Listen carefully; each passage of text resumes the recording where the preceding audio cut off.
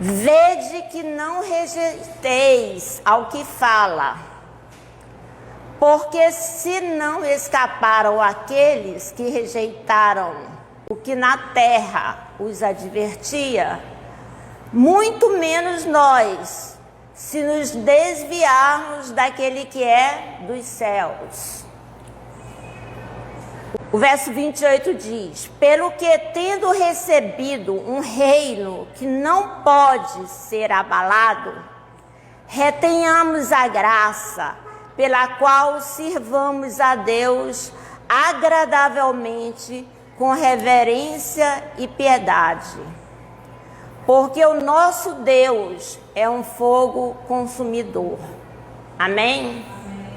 Deus é um fogo consumidor e devemos servi-lo de uma forma agradável. Como é uma forma agradável, pastora? Agradável para Ele. Amém? Amém. Não podemos fazer a obra de Deus enraivecidos ou ensoberbecidos ou para mostrar para os outros, mas de uma forma agradável a Ele. E muitas vezes nós não sabemos como é essa forma agradável a eles. Eu vou contextualizar. Eu vou fazer na minha casa um jantar para convidar o pastor Agnes. E aí eu vou servir no jantar um suco de abacaxi com hortelã, que eu amo.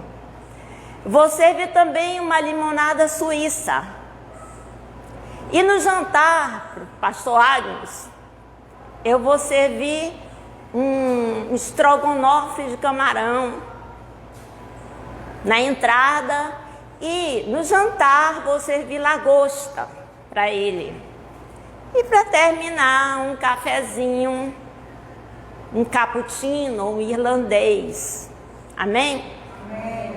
Esse é o meu gosto. E aí o pastor chega lá na minha casa, esse é o meu melhor. E o pastor Agnes chega na minha casa: pastora, eu não posso tomar suco ácido. Estou com problema no estômago. Aí já foi embora o suco, ele não pode tomar. Aí eu vou servir o camarão. Aí ele olha assim: e eu não posso comer camarão. Eu sou alérgico a frutos do mar. Da lá ele vai embora o jantar.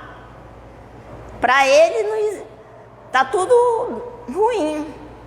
Sim ou não? Sim. Ele é alérgico a frutos do mar. E aí, a sobremesa, um doce de cupuaçu, que ele também não pode comer, porque ele tem problema de acidez no estômago. Quando eu ofereci o jantar para o pastor Agnes, eu conhecia ele, eu era íntima dele, eu queria fazer a sua vontade. Não. Por isso que eu errei, porque eu não busquei conhecê-lo. Eu não busquei saber seus gostos. E quando nós fazemos a obra de Deus, acontece a mesma coisa. Muitas pessoas vão fazer a obra de Deus da forma que elas querem. Não é uma forma agradável a Deus, amém? Compreenderam o contexto? E como é essa forma agradável a Deus?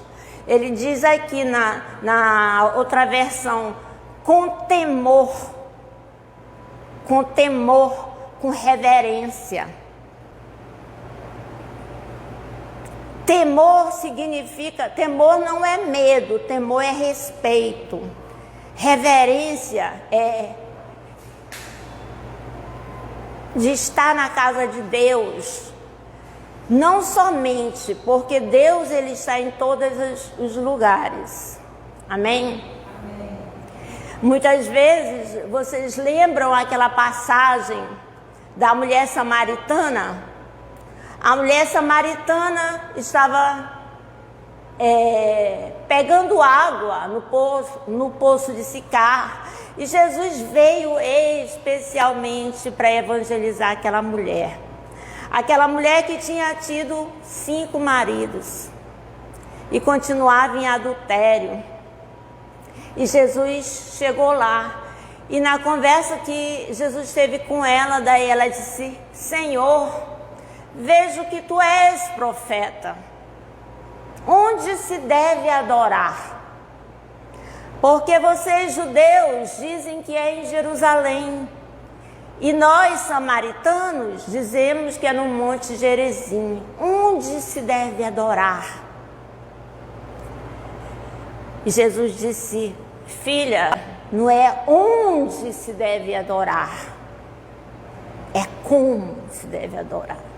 Em espírito e em verdade, com reverência. E a reverência não é só na casa de Deus.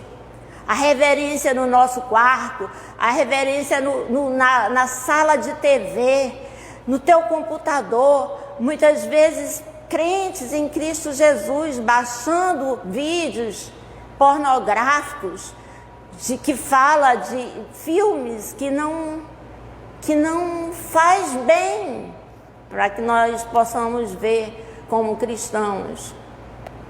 Então a reverência ao Senhor não é só na casa de Deus, é em todo lugar. Muito se fala no mundo de privacidade.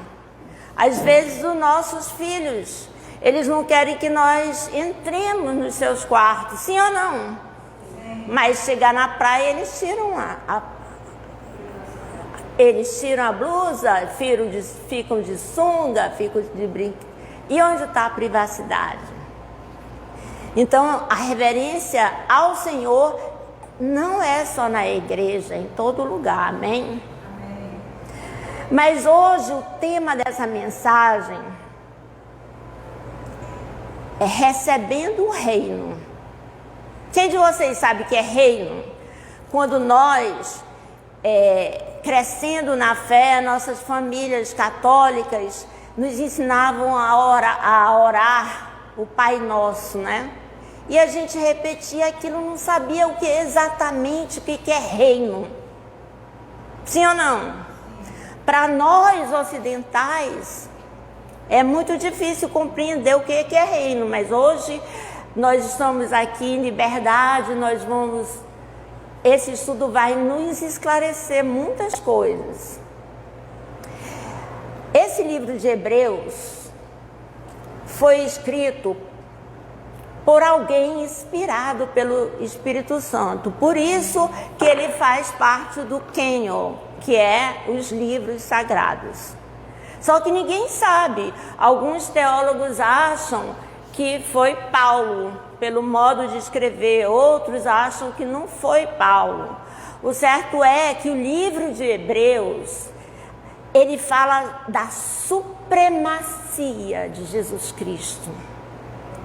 Sobre Moisés, sobre Abraão, sobre os anjos, porque naquele tempo os hebreus, os judeus, eles até alguns aceitaram a Jesus, mas eles queriam voltar ao tradicionalismo, aos cultos nas sinagogas, aqueles cultos cheios de pompa, aquela religiosidade.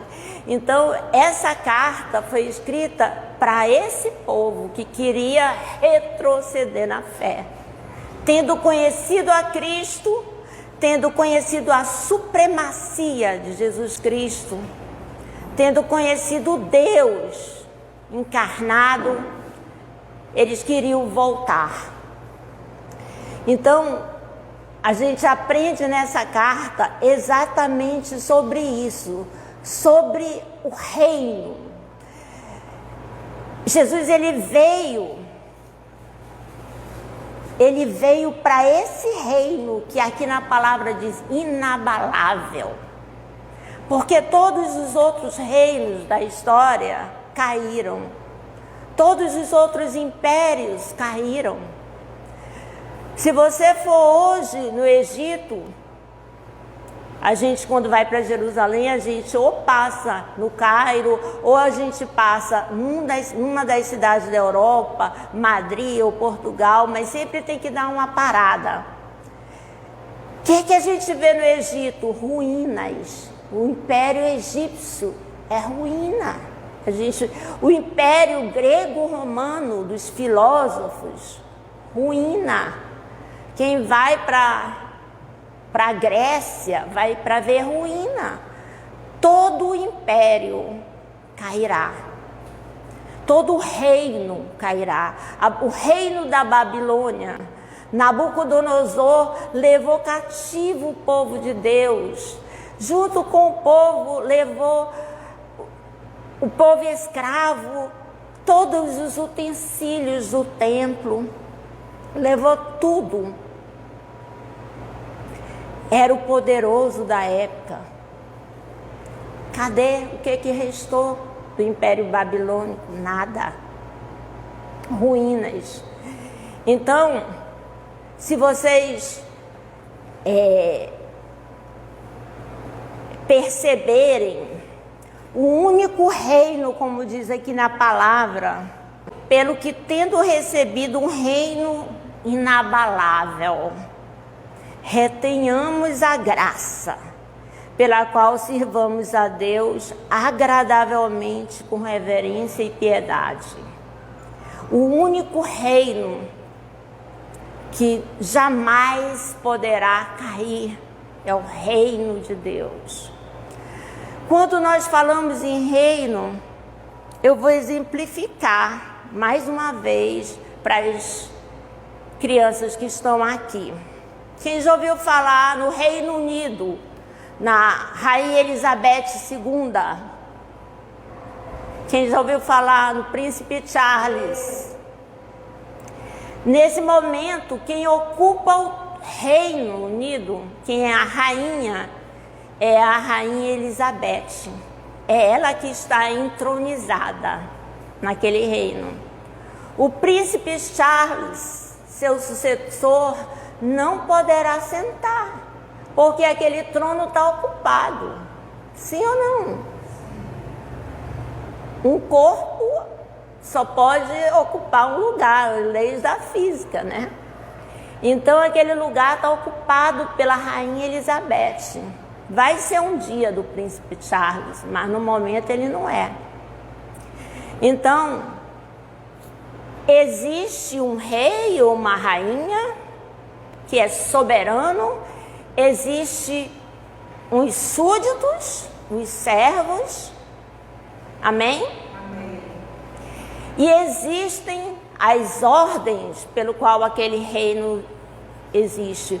Do Reino Unido, as mulheres de lá não podem cruzar a perna como ela está cruzando.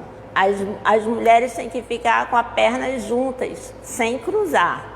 Então, são regras que existem em todo o reino, nesses que caíram e nesses que ainda perduram. Mas o que eu quero dizer com isso, pastora? Existe um reino e Jesus Cristo é o Senhor da história. Ele estava lá no princípio, como eu falei, ele era o Verbo. E tudo foi criado por ele, para ele e por causa dele, amém? Em João 1, logo no princípio, eu citei esse texto. E Jesus Cristo, ele é o dono da história. E essa história teve um começo, teve um meio e está caminhando para um desfecho. Em Apocalipse, o último livro da sua Bíblia, diz que o dragão, que é o Satanás, vai brigar com o anjo Miguel nas regiões celestiais e ele vai cair na terra. E quando ele cair na terra, vocês já viram falar das bestas do Apocalipse, né? Uma besta que vem do mar e uma besta que vem da terra. Essas bestas não é aquelas medusas, essas bestas não são aquelas figuras com várias cabeças e diademas. Essas bestas, a que vem do mar e a que vem da terra, representam um sistema político mundial que vai cair. Alguém já ouviu falar que nós cristãos vai ter uma época que nós não vamos poder comprar nem vender? Estamos caminhando para essa época. Estamos caminhando para este desfecho. E nessa briga que Satanás cair na terra, que ele vai procurar um corpo que será do anticristo e do falso profeta, essa terra ficará pior do que já está. E nós, cristãos, vamos ser perseguidos, amados. E a ministração de hoje é para que você tenha consciência desse reino, para que você não seja enganado, porque o falso profeta, ele vai criar uma religião semelhante ao Evangelho de Jesus. O falso profeta, assim como os outros ditadores, assim como Nabucodonosor criou uma imagem para ser adorada, assim como o Faraó criou uma imagem para ser adorado, ele também vai criar uma imagem para ser adorado. Mas nós, crentes em Jesus Cristo, não podemos ser enganados. Nós temos que dar lugar ao reino em nós, ao reino inabalável. Você e eu somos parte desse reino, somos a igreja de Jesus. Nós não podemos ser enganados. E a palavra de Deus diz que mesmo alguns que estão dentro da igreja serão enganados. Haverá um espírito de engano. E aí, pastora, esse reino, como é que é esse reino em mim, no meu corpo? Vocês sabem que nós, como seres humanos, somos egoístas. O que é egoísta? Cheio de ego. Amém? Amém. Nós queremos algo, tem que ser daquela forma. Nós queremos satisfazer nossas vontades. Vocês veem que em época de pandemia, quantas pessoas fazem festas clandestinas? Quantas pessoas estão se drogando, se entregando aos vícios? Porque elas querem satisfazer a vontade delas, do corpo delas, amém? Mas como deve ser a posição de nós, cristãos? Nós temos que dar lugar a esse reino. Nós temos que convidar Jesus para ocupar esse trono que é o nosso corpo. Está dando para entender a mensagem? Nós temos que convidar o Senhor para ocupar não só o nosso corpo, mas nossa mente. Eu vejo muitas pessoas que não foram felizes nos seus casamentos e querem novamente querem refazer suas vidas. Mas também tem pessoas que optaram por não fazer, por não querer casar, para se entregar. Eu conheço pessoas que nem assistem filmes, que nem assistem novelas, porque nas novelas tem beijo e vai dar vontade de se beijar, de fazer coisas que ela não está podendo porque ela não tem esposo. Eu conheço pessoas missionárias que que deram lugar a Jesus e que fizeram da sua vida um testemunho vivo, para que o Senhor habite nela, para que o Senhor seja não só o seu Salvador, mas o seu Senhor, o soberano, o Rei, e eu seja a sua súdita, amém? E às vezes eu quando eu aceitei Jesus em 2004, que eu fui para o encontro, a convite de uma secretária minha, e 3 dias no encontro. Tinha horas que eu perguntava, o que eu estou fazendo aqui? Quando eu chegar, eu vou dar em cima da Silvana que me trouxe para cá. Eu não sei o que eu estou fazendo aqui. Então a gente não quer abrir mão das nossas vontades, da nossa zona de conforto. E de repente aquilo foi me dando, aquelas ministrações, uma em cima da outra, foi me dando uma paz tão grande, que quando eu vi eu já estava convertida. Eu já tinha aceitado Jesus. E a gente pensa que aquilo vai ser um fardo. E a gente vive normalmente sem festa. A gente vive normalmente para glorificar o Senhor. E a nossa festa é o Senhor. Na minha casa agora não tem mais aniversário se não for para o Senhor, para a glória do Senhor. E o que me entristece é que meus irmãos de sangue ainda não, por mais que eu tenha orado por eles, eles ainda não conhecem, ainda não foram achados, ou não tiveram ouvidos sensíveis ao chamado. Porque creia, amados, a vida é tão maravilhosa quando nós damos lugar ao Senhor, quando o reino dele se estabelece em nós, quando o nosso testemunho, a nossa vida é para o Senhor. E as pessoas em volta são abençoadas, e as pessoas querem ficar perto de você, porque sabe que você é abençoada, porque sabe que Deus fala com você, Deus está na tua vida. Então a minha oração nessa noite é que cada uma de vocês dê lugar ao reino. Glória a Deus. Que o Senhor verdadeiramente seja o seu rei. E que você seja a serva, e que eu seja a serva, amém? Para que o Senhor nos use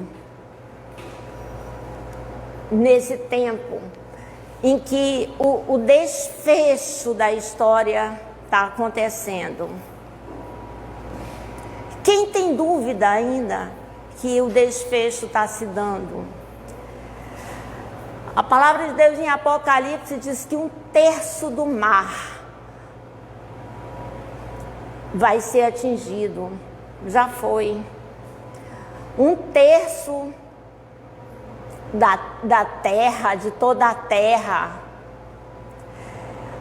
1/3, todos os sinais da volta de Jesus estão patentes. E Jesus, no livro de Mateus, diz, quando foi perguntado pelo discípulo, quando será o fim? Observai os fenômenos.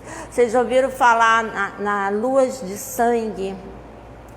As luas de sangue são sinais celestes de que o Senhor está voltando. Em Israel, o deserto se transformou. Você anda quilômetros e quilômetros de desertos cheios de verde, de tamareiras, de frutos produzindo. Então, o Mar Morto já tem peixe. Então, todos os sinais da volta de Jesus já estão aparecendo. E isso caminha para o fim. E dentro disso, nós devemos tá doutrinando nossos filhos, nossos netos. Porque a igreja, ela tem um papel fundamental nesse tempo. O profeta Abacuque diz que toda a terra se encherá da glória de Deus. Aleluia! Porque os seres viventes estão lá nos céus, trilhões de anos, proclamando: Santo, Santo, Santo é o teu nome.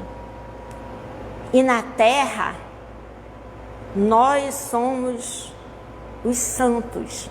Nós somos o povo separado do Senhor, para preparar, para estar aqui na volta dele, para estar instruindo, evangelizando, em tempo e fora de tempo. Amém? Quando Jesus ele morreu por mim e por você, em obediência ao Pai, ele foi pregado na cruz entre dois malfeitores. Malfeitor 1, malfeitor 2. O malfeitor 1 disse para Jesus: Tu verdadeiramente, Senhor, não é inocente. Eu estou aqui pagando, eu fiz algo de errado, mas o Senhor pode operar um milagre, me tirar daqui e salvar a ti também. Perceberam o raciocínio do malfeitor 1? O malfeitor 2, ele disse: Jesus, lembra-te de mim no teu reino. Perceberam a diferença? Jesus respondeu para ele: ainda hoje você estará no paraíso. Perceberam o raciocínio imediatista do malfeitor 1? Ele só queria se livrar da morte ali. Opera um milagre, Jesus, e eu saio daqui e pode deixar comigo. Temos muitos crentes assim na igreja do Senhor hoje. Aqueles crentes que só correm para a igreja quando estão desesperados. Alcançaram a benevolência, a graça. Voltam para o mundo. Amém?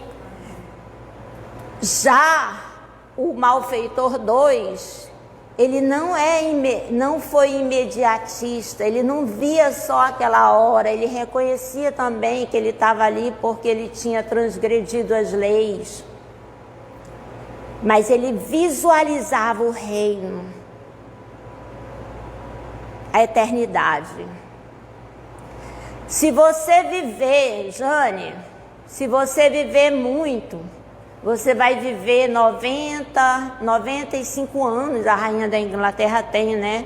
O seu esposo morreu agora com 99, o príncipe Philip.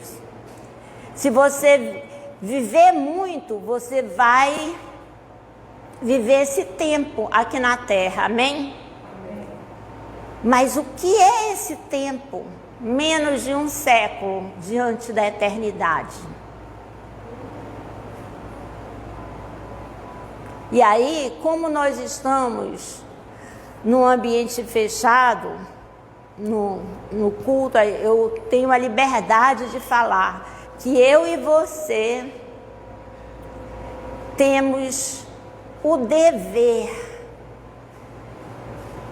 de esclarecer para as pessoas que só vai ganhar esse reino se você crê que o Senhor Jesus é Filho de Deus e que Ele veio, que morreu pelo meu pecado e pelo seu. A palavra de Deus diz: quem crê já está salvo, mas quem não crê já está condenado. E você imagina se morre alguém perto de você que você não falou. Aquela pessoa morreu e não tem Cristo, não teve oportunidade de se arrepender dos seus pecados. Viu a importância da igreja do Senhor? Você e eu somos importantes para o reino. Quem aprendeu? Amém? Amém? Esse estudo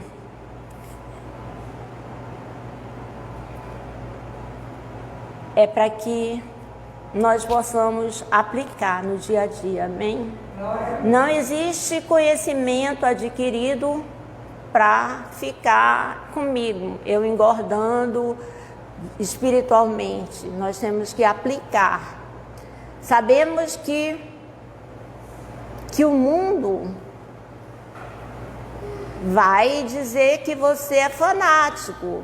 Sabemos que o mundo vai dizer que você é doido, mas nós temos que usar nossas bocas para a glória de Deus.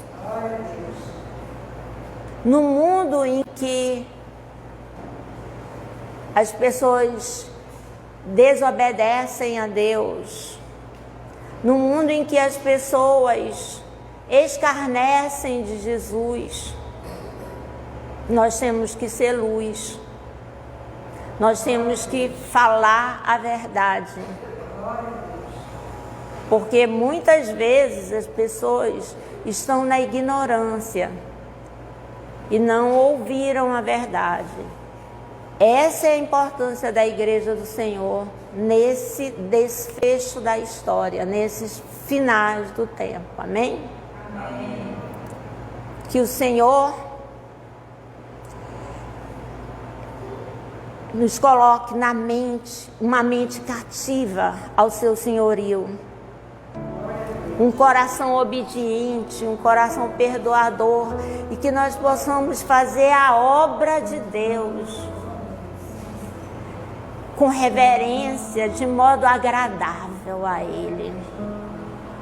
Não como eu ofereci um jantar para o pastor, que eu não conheço o gosto dele, mas que nós possamos ter uma intimidade com o Senhor, para que esse banquete que nós ofereçamos a Ele seja realmente de um modo agradável a Ele, não de qualquer forma, não da forma que a gente acha melhor. Amém? Amém. Aleluia. Senhor, nós te agradecemos, ó Deus, pelo ensinamento, pela palavra, porque Tu és um Deus que deixou um manual. Graças Te damos, Senhor, por tudo, Pai. Graças Te damos. Tu és um Deus santo, um Deus soberano sobre todas as coisas, sobre toda a história, Senhor. Nós estamos aqui com o coração aberto, Senhor, para que o Senhor faça a Tua obra em nossas vidas, no nome de Jesus. Amém. Amém.